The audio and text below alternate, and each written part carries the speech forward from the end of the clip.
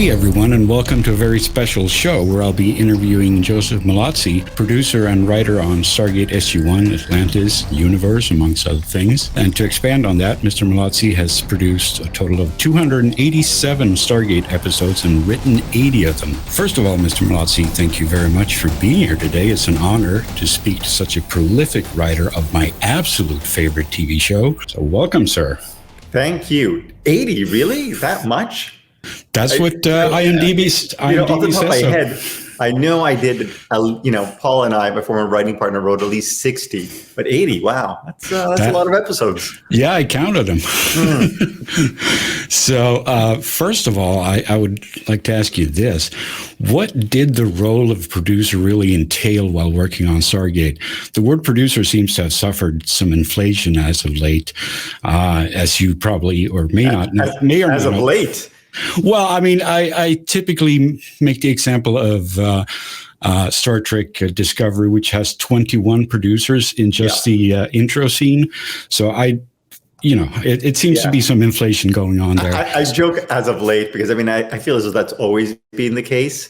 And, you have everyone from, the very bottom is your associate producer, and that's the type of credit they would give someone like maybe a producer's assistant who's been on the job for more than a year to the executive producer.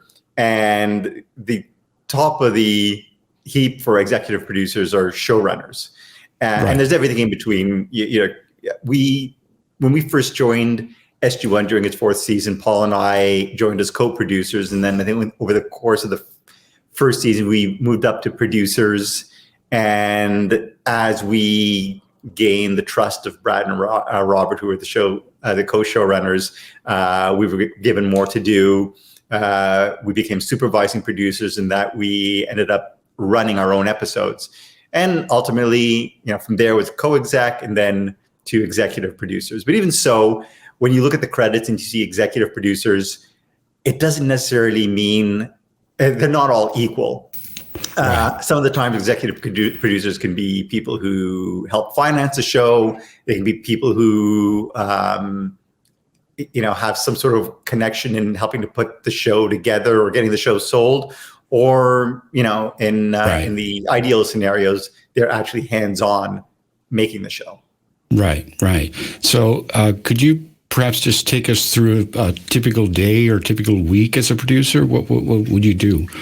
Oh, sure. I guess it depends on the type of producer you are, but as an executive producer or showrunner, it's hard to say there's a typical week, but the way the production runs, at the beginning of the production is actually pre-production is prep.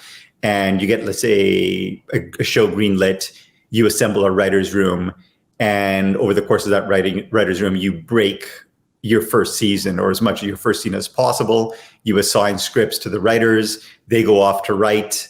And then ultimately, it really depends on the showrunner. But for me, the way I like to run my productions, I become the writer's room once we roll into production. So I take on all the rewrites, whatever changes become necessary to the script. So once we have the scripts in place and the sets are being built, the costumes are being created, the casting's taking place, we run towards the first day of principal photography. And at that point, we are simultaneously in prep and production. And what I mean is that while one episode is being shot, another episode of the next episode is being prepped. So you go through what is essentially prep week, and you start off with a concept meeting where everybody, all the department heads get together and we go through the script, and everybody kind of gets on the same page and they know what they have to do. And the props department goes off and creates the props necessary for the episode. The costume department goes off and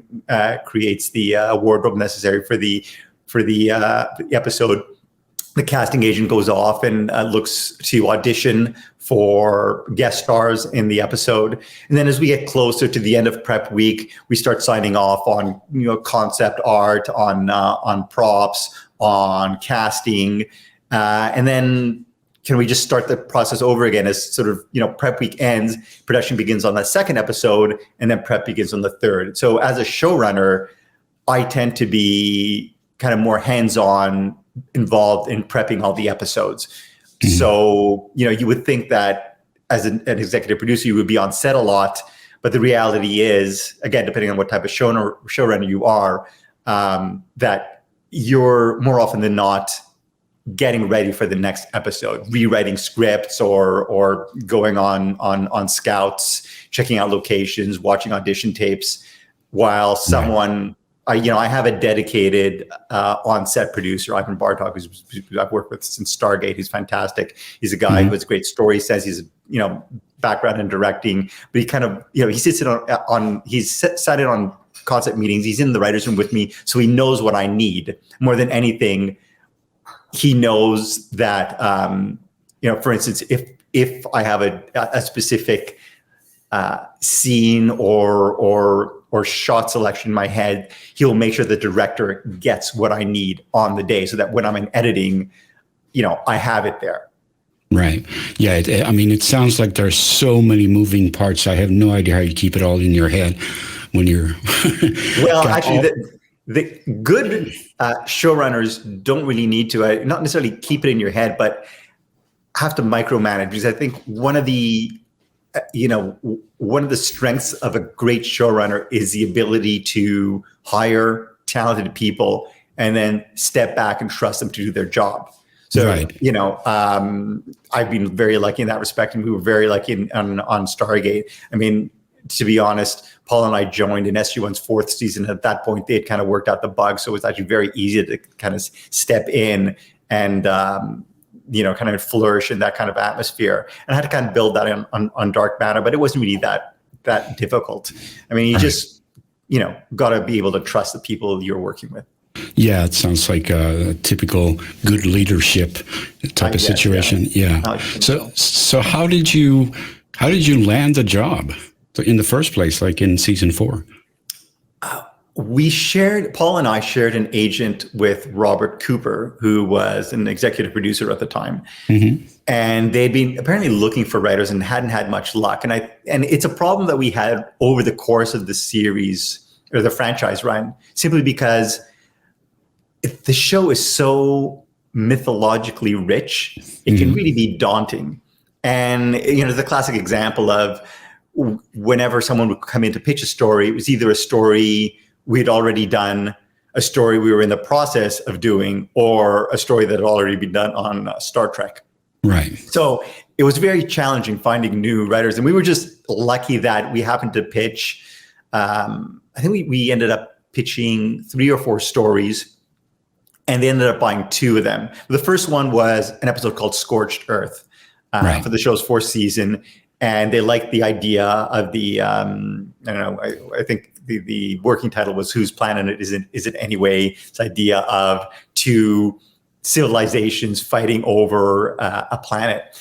And so we pitched it, they liked it. They ended up buying the pitch and sending us to outline, with the understanding that if they liked the outline, they would greenlight us to go to script. And with the understanding that if they liked the script, they would offer us a staff position. So we were fortunate in that they signed off on the outline.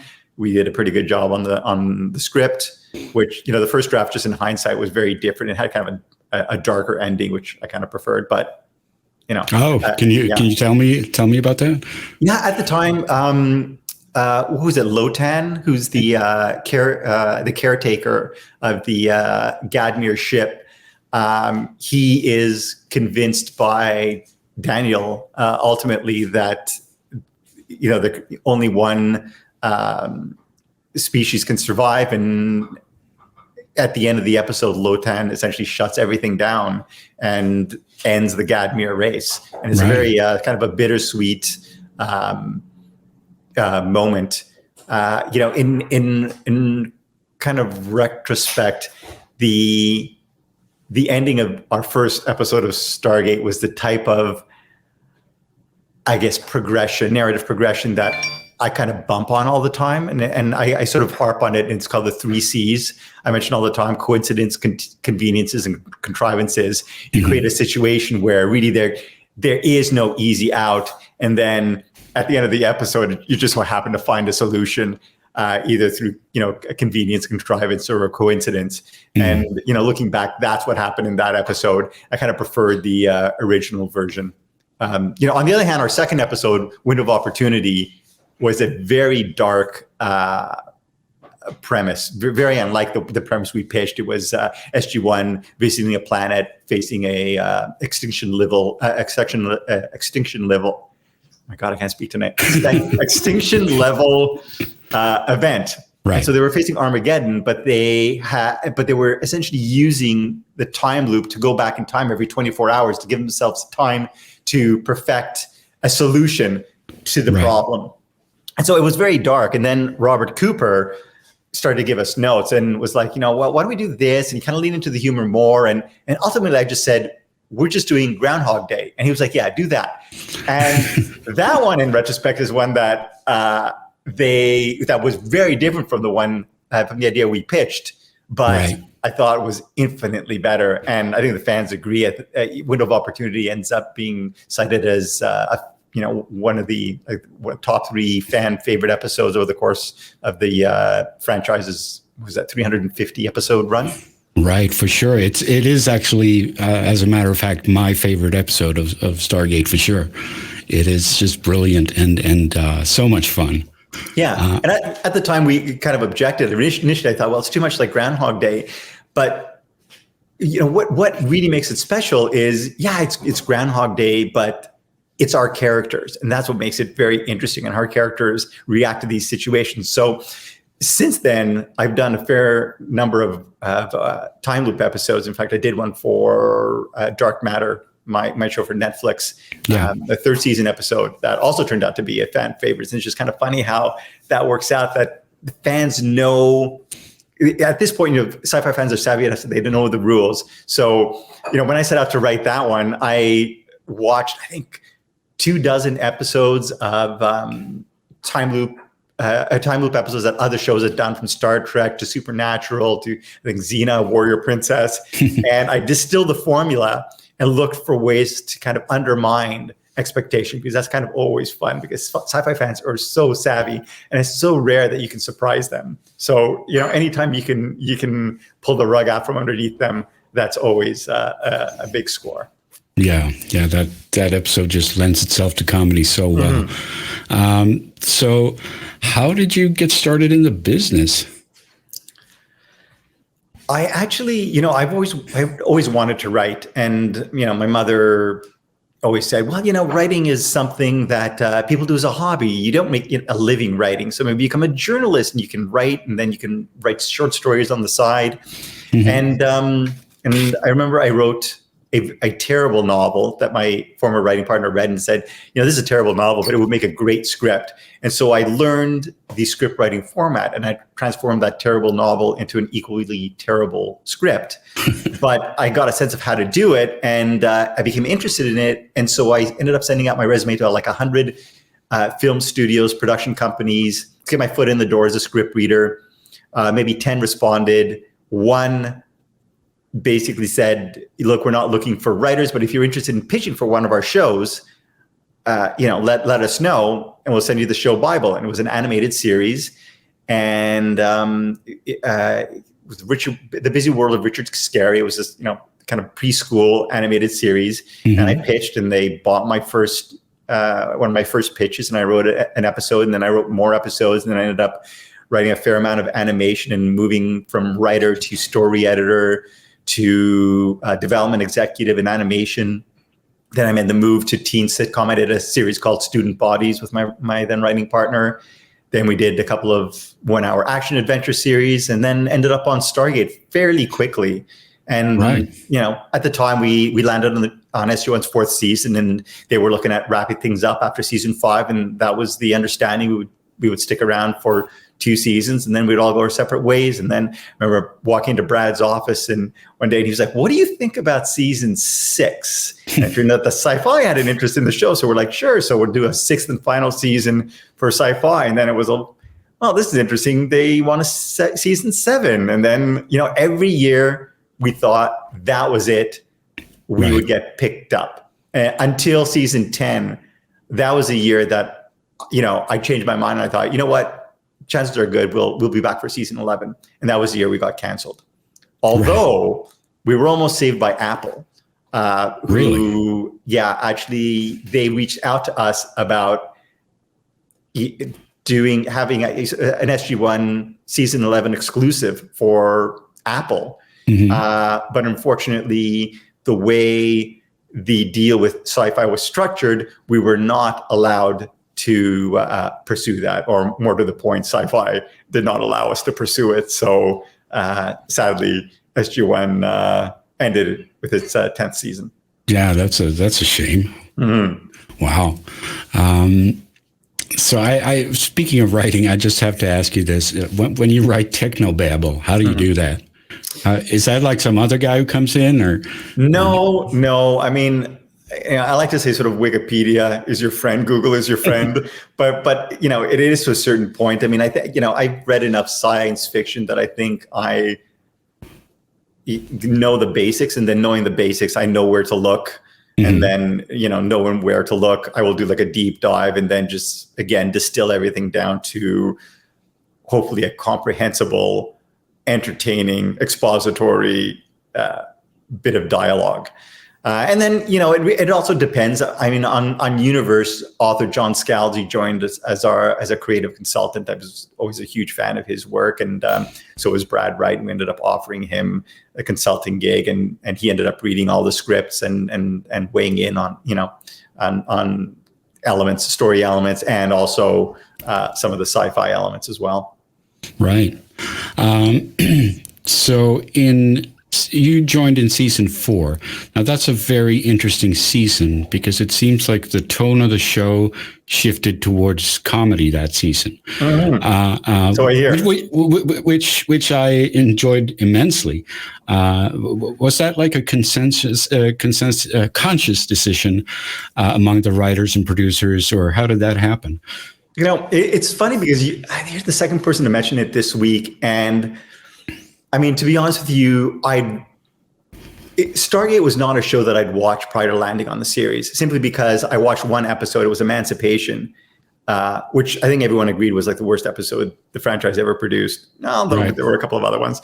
And I remember watching the episode. I was like, this show is not for me. And then my agent was like, okay, they're looking for writers. And I just said, I don't think I can write this show. And they had sent video cassettes, copies of a couple of episodes and scripts of a couple of episodes. They were actually quite good. And I was like, well, this is kind of interesting. And then, we wrote Scorched Earth, which was not funny at all. And then Window of Opportunity was a very humorous episode. And I think a lot of it had to do with, part of it was the reception of that episode. I think there was always an underlying sense of humor on Stargate, and that a lot of it came from Richard Dean Anderson, who that was his forte, and he loved that. And then we wrote Window of Opportunity, and internally the reaction was very strong, especially from Rick. And I think he just took that and ran. And so I would love to say that the writers made a conscious decision to lean into the humor more, but I think a lot of it had to do with Rick really embracing the humor and just, as we were pitching those stories, I think, one of our second episodes was Point of No Return, which was, kind of an episode that kind of lampooned sci-fi a bit, and another, kind of funny episode with the late Willie Garson, who was, fantastic. And so just, you play to your strengths, right? And I have to say that more than any other type of writing, I like sci-fi with a sense of humor. And I don't mean like an over-the-top comedy. I just like a sci-fi that has that kind of underlying sense of humor, because I've always felt that humor allows audiences to better connect with characters. So you look at, who were the fan favorites? Well, it's, McKay is a fan favorite. On Dark Matter, it was the android, and both of them are humorous characters, kind of, vulnerable in kind of a strange way.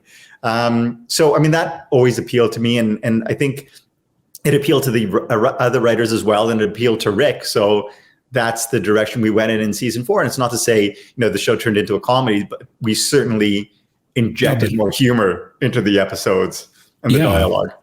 Yeah, it's like you're winking at the audience. We know what we're doing here, and as you brought up, Point of No Return. That's a hilarious episode. And what was that Murray about? How come he got called Murray? I don't know where that name came from, but I think we were just in the room at the time. Paul and I, our evolution as co-writers was really interesting. In the beginning of the process, we would sit in the room and just throw out dialogue back and forth at each other and write the script that way. One of us would sit at the desk, the other one would kind of pace around, and we would write, like literally write a scene together. I think one of us just came up with the name Murray, and then later in our partnership, yes. And then, he kind of looks like a Murray. And then, later in the process, things just got so busy that we would write our scripts separately, and we would kind of just pitch them back and forth and then ultimately by the end of our Stargate run, we were writing our scripts separately. Even though we shared on-screen credit, there were certain episodes that were specifically Paul's, and there were certain episodes that were specifically mine. Right. What about Wormhole Extreme? Like, was there any pushback on this is too silly or something like that? No, not at all. In fact, actually, that was one of those episodes where I think the other writers were kind of envious and really sort of injected elements of kind of their humor in it as well. I mean, I know Brad had a lot of fun with the episode, and we lampoon sci-fi in general, but we also lampoon Stargate, like certain elements, like little things like. There's a point where everybody kind of did a cameo, and we had Hank Cohen, who was the president of MGM Television at the time, do a cameo as well. And his cameo was as an executive who suggests, "Hey, how about a sexy female alien?" And that was a jab at Hank, who at the beginning of season, I'm not sure what was it, season 5 or maybe it was season 4. Kept on pushing for the inclusion of a sexy female alien. There's that. There's, little things like was that Anise? Maybe could have been. I've heard rumors about that she was inserted as an answer to 7 of 9 of Stargate, Star Trek. I don't Voyager. know if it was a direct answer. It was a direct response to an executive's request for a sexy female. But in all fairness, Vanessa Angel is a really strong actress, and she's great. I mean, yes, she's beautiful, but she's terrific as well. So, Yeah. Anyway, that was so much fun. See, it felt like you writers and producers had a lot of fun with that. Poking holes at scripts in the actual script, which was so meta. Like some guy talk. I think he's talking about why doesn't he fall through the floor? Is like a face episode and all that stuff that you probably talked about in the writers' room. Yes, in the writers' room, we would always have these discussions, and the phasing thing was always uppermost in everybody's mind. Like, really, seriously, why? Why don't you fall through the floor? That's awesome.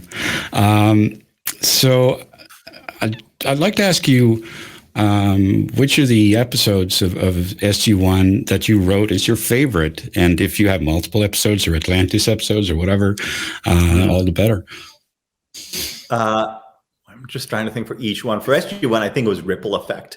I don't know if you remember the episode where multiple versions of SG-1 come through the gate. And it was an idea that Brad had.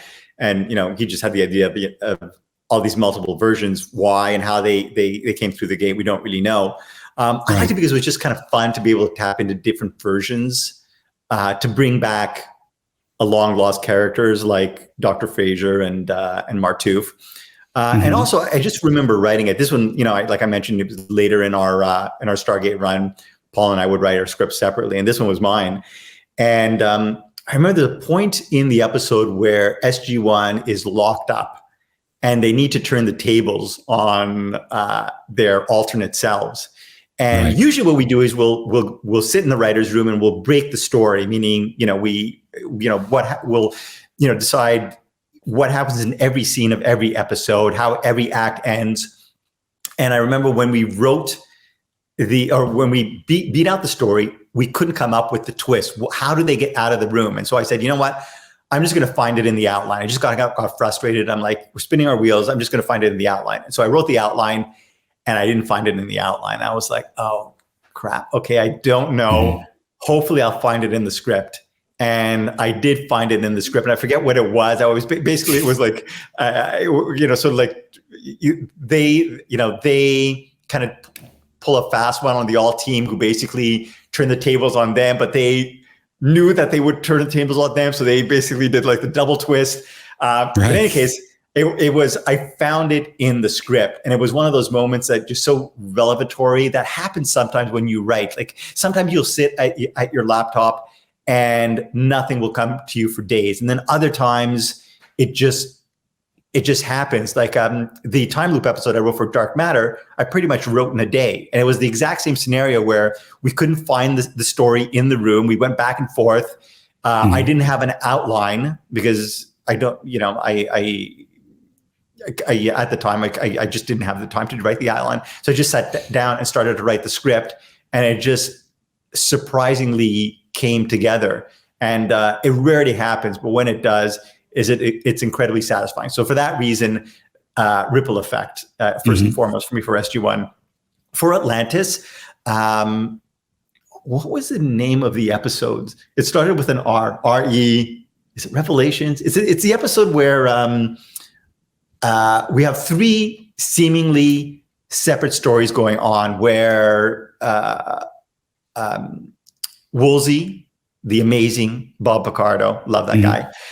He welcomes a new member of the expedition to Atlantis, and he's kind of smitten with her. And meanwhile, Rodney and Zelenka are working on this strange alien device that they discover. And meanwhile, Shepard is, I don't know if he was off-world or on the mainland, and he's captured by Kolya, who cuts off his hand. Right, I know which episode that is. Yeah, and so you're thinking there are three separate stories, and then at the end, there's a twist, and they all come together. So basically, any story, two of the things I love to do most is either bookend. So by that I mean, starting an episode with something and mirroring at the end. So at the final episode of Stargate Universe, this was actually Paul's idea. We didn't know if the show was coming back. And he was like, what we should do? When the show, air episode one of the Stargate Universe, it opens with, the camera kind of drifting up through the various levels of the ship and the lights turning on, the ship turning on. He's like, we should just run that in reverse so that if we don't come back, it's such a nice visual bookend. And that's the type of stuff I love to do. And if I can surprise the audience, like the episode I was just talking about, and if I can find a way to sort of tie everything in at the end, again, that's something that as a writer for me is incredibly satisfying. So, for that episode for me, really stood out. And I like to say it stood out, but I don't remember the name. Was it Revelations? No, it wasn't Revelations. I don't remember the name. Yeah. Anyways. Great episode, though. Yes. And then Universe, that's a tough one. I think probably looking back, Incursion, the episode where the ship gets taken, and that was an episode that was actually, I say episode, it was actually a two-parter, but originally it was just an episode, I think it was the second to last episode of the season. And I sat down to write it. And this was actually one of the only times this has happened where I was halfway through it and I realized I have too much story here. This has to be a two-parter. And then I remember going to Brad and pitching him, turning it into a two-parter. And he was like, sure. And so we turned into a two-parter and, a very dynamic episode. Right. Again, I love to write the season enders, especially when you have various characters in various states of peril. So you got Young being taken, I think, in the mess hall. You've got Scott and Greer doing EVA on top of the ship, kind of running for their lives. I forget what the other elements were, but whenever I love to do those, like I think we did Camelot for SG1, another one where a ship gets destroyed, you don't know which ship it was. Carter is stuck in space watching the Supergate open. Finales where basically you can place multiple characters in peril are also my favorites. Right. Did you write out the following episode at the same time? Or? Yes. Yeah. I just went straight from one episode to the next one. So Incursion 1 straight to Incursion 2, and then just delivered it as a two-parter. Right, because I heard that on Star Trek they frequently just wrote the first episode and then the next writer will figure it out. Yeah. No, we kind of knew where we were going for the most part. Right. I mean, to be honest, I find. Stargate was really more serialized, certainly SG1 and Atlantis more than Stargate Universe. But, a better example for that for me is Dark Matter. That's a show I sat on for, I think, 7 years before I got it on the air. Mm-hmm. And I had worked out all the backstories and the stories. So I was able to drop hints at things that seem so inconsequential. Like there's a scene in episode 7 of season 1, just a look that the character of 5 gives that essentially sets up a reveal in like the second episodes of season 3. Things like that I just kind of loved, and just it's dramatically satisfying for our audience as well, that when they can look back or they can like rewatch a show and go, oh yeah, okay, that's what they were setting up. So right. I love it when they go in with a plan. And you can tell, writers who have a plan and writers who don't. Right. And especially the latter, very quickly when things just stop making sense and elements begin to contradict each other, then it just becomes, you're making it up as you go along. And I realize that's, the case for most shows. But I would argue that if you're doing a serialized show, it's there's no excuse for that. If you're doing like a series that really focuses on more standalone episodes, then that's fine. You don't have to worry about setting things up and paying things off later, although there are certain arc elements. But if you're doing a serialized show, you got to know where you're going. And if you don't, then I find that maybe just as a writer, I know my ex used to hate seeing movies with me because I used to take these movies apart, but it just shows a disrespect for the viewer. It's when I see something like that on TV, it's like, oh, they think I'm stupid and that I'll just watch anything, and I take offense as a writer. Right. Yeah, that's fair, and I agree with that. So about Stargate Universe, since we're talking about that a little bit, the show was somewhat controversial among some fans. Personally, I liked it, but I'm also a huge Battlestar Galactica fan. So is there any truth to the rumor that it was inspired by Battlestar Galactica, or? That would be a question for Brad and Robert, but what I know is that after 15 years of SG1 and Atlantis, they wanted to do something different, a tonal change, and show what they originally pitched was a show called Stargate Command. They didn't, something that would kind of differentiate from the Star Trek that came, the Stargate that came before, and eventually became Stargate Universe. And so they set out to do something different. And in retrospect, I think it got off to a slow start, and that was actually the problem. I remember, I think there was at least one episode that turned into 2 episodes that really should have been 1 episode early on, and we didn't really get to the aliens until later in the season. And things, I think began to pick up near the end of the first season, and more so in near the end of the season 2. But by that point, just the ratings never recovered. So I mean, I empathize with fans who felt the show was tonally discordant. They came in expecting Stargate, and it wasn't really the Stargate they were used to. And frankly, it was not the type of Stargate I was used to writing. I mean, I loved the show. The cast was amazing. It was very satisfying to write, but it kind of lacked that sense of humor that was certainly my strength as a writer. Right. That's probably what I would say I missed from it. It was the humor, obviously, because that's such a trademark for Stargate. So yeah, I agree with that. What about the Stargate TV movies? Like, what is it like to be held in limbo like that, to pour your soul into a script and be ready to go, only to be jerked around by corporate shenanigans? And sadly, it happens all the time. I mean, it's really no different than being in development and you write these pilots and you think they're amazing, and your agents get very excited about it, and then you do these meetings and people are excited about it, and then nothing happens. Again, Dark Matter was a show that I developed for a Canadian network. And after developing it, they ultimately passed. And I remember the executive telling me, it came down to a choice between your show and this other show we were developing. And we just, it was a hard choice. We decided to go with the others. It could have gone either way, if that makes you feel any better. And I was like, actually, no, that actually makes me feel worse. But we were lucky enough that we ended up getting it picked up. But I mean, that's another case where you create this world, these characters and kind of they live or die by, at the whim of an executive or kind of the luck of the timing. So, in the case of Stargate Extinction was the, I think what you're referring to, at the end of Atlantis' 5th season, as it was drawing to a close,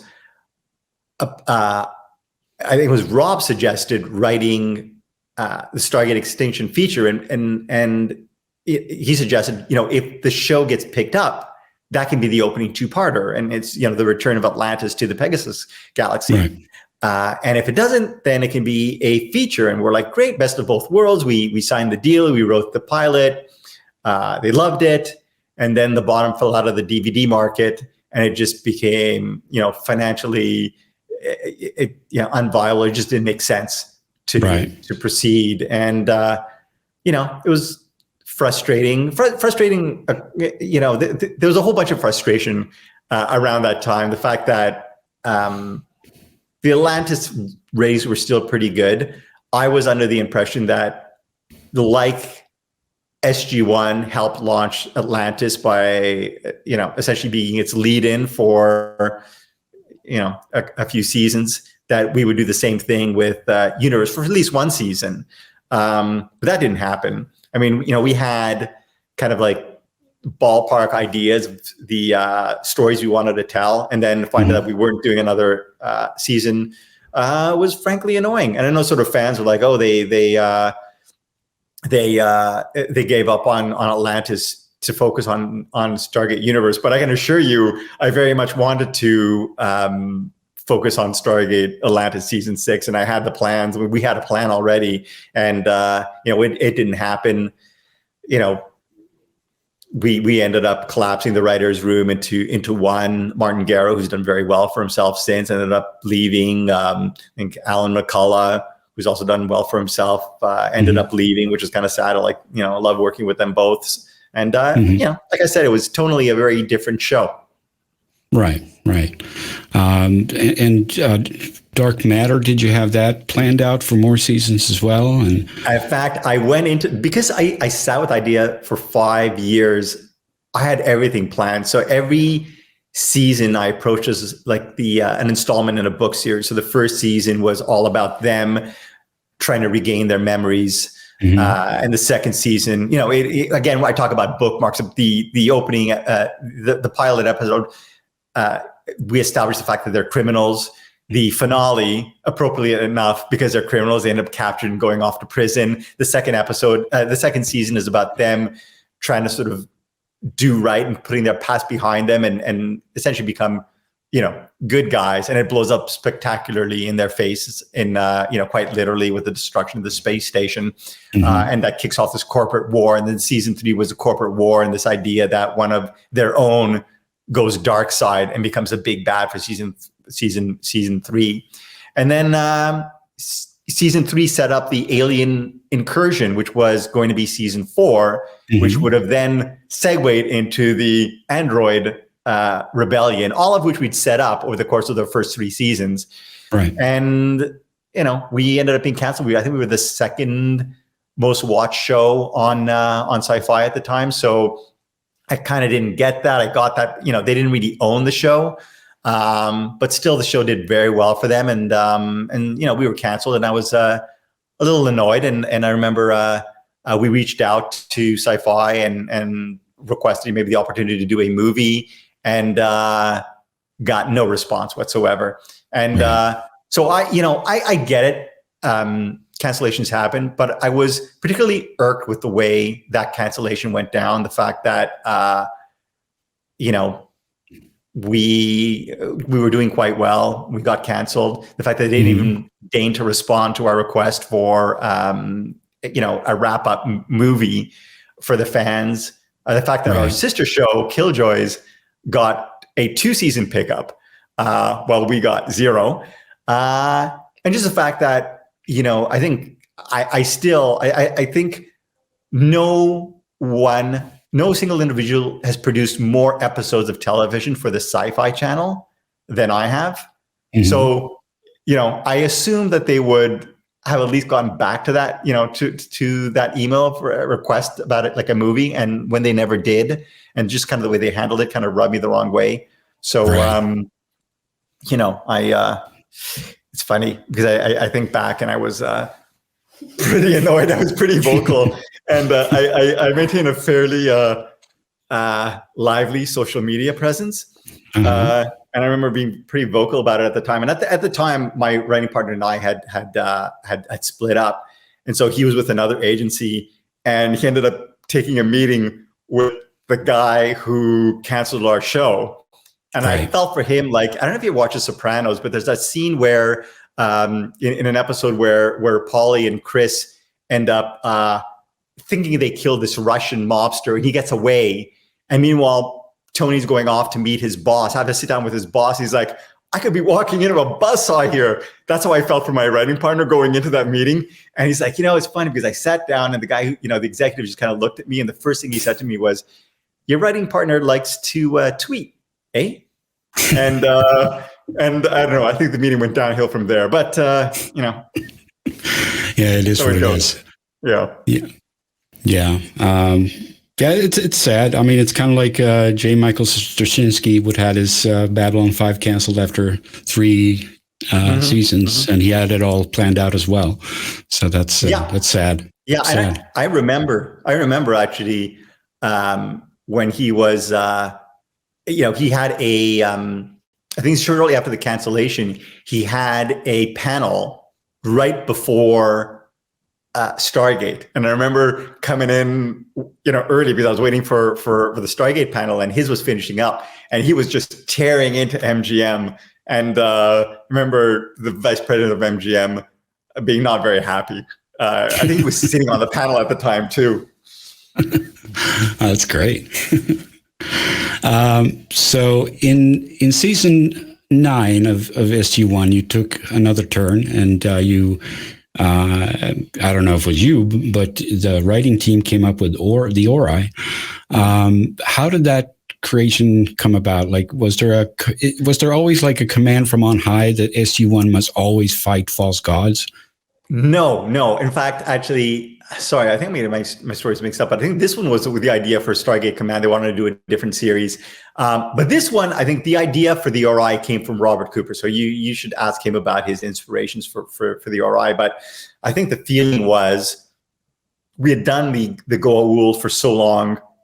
They were getting kind of long in the tooth. I don't know if I agree with that, but they wanted to do something different. Like they did want to do something different for Universe. And so I thought it was kind of appropriate because Richard Dean Anderson at the time, I mean, he kind of wanted to spend more time with his daughter. He was kind of getting tired of flying back and forth. So even like from the beginning, when we joined in season 4, he was always kind of, kind of minimizing his role increasingly over the course of kind of the show's run from 4 to 5 to, over the various episodes till, we decided, okay, that, this will be his last hurrah. And so we ended up, writing a finale that we thought was perfect for SG1, where they all end up in the, I think it was Mobius 1 and 2, with at the end, they all end up at the, at the lake, fishing.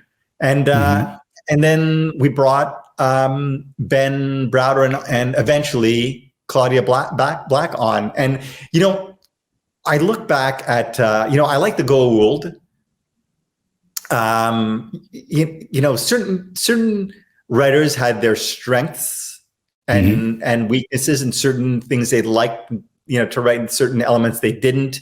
And Rob Cooper's strengths were always with the Ori, and the Ancients. And for me, the Ancient storylines were just so esoteric. I always steered clear. They were not my go-to. So in certain respects, the Ori work, I thought, kind of similar to the Ancients. So really, for me, I gravitated more towards the characters of